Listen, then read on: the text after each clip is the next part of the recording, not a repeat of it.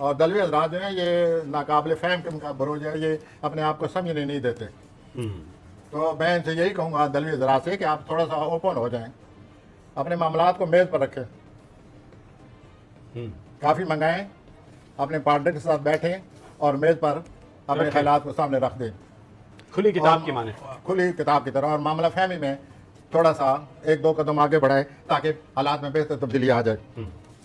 और बहुत दबाव है, पिछले दिनों से दबाव है, मसरूफियत है, इसलिए थोड़ा सा वक्त ज़रूर निकालें।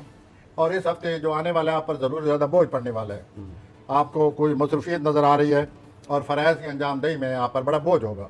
इस बोझ से आप उकता जाएंगे, यू विल बिकम इरिटेबल, आपको गुस्सा आएगा। बहरहाल काम तो करना पड़ता है, वो आपको अपनी जिम्मेदारियों से निपटना पड़ेगा।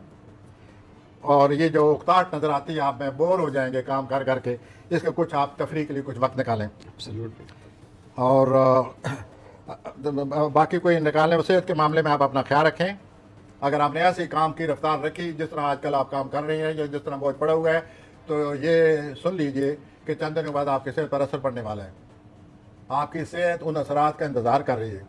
अच्छा, आप अपने आप को बचाएं और वक्त ज़रूर निकालें, जैसे कोई बेहतरी हो, सुकून हो, आराम हो, कोई रोशन पहलू सोचें, कोई थोड़ा सा रोमांस ही बना लें अपना।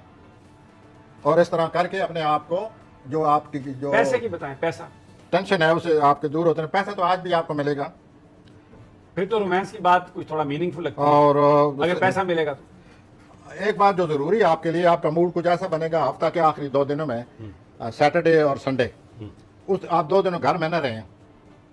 अगर आप घर में रहें तो आपकी खामखा लड़ाइयाँ, हाँ, और आप मार कुटाइयाँ, वैसे टेंशन में आए हुए हैं, काम कर करके बोझ बना हुआ है। तो मुझे सारे हफ्ते यही नजर आता है, काम काम काम और बोझ और तो बस निकल जाएं, दूर निकल जाएं, इसका मतलब ये है। हफ्ते के 2 दिन ऐसा करें पता ही नहीं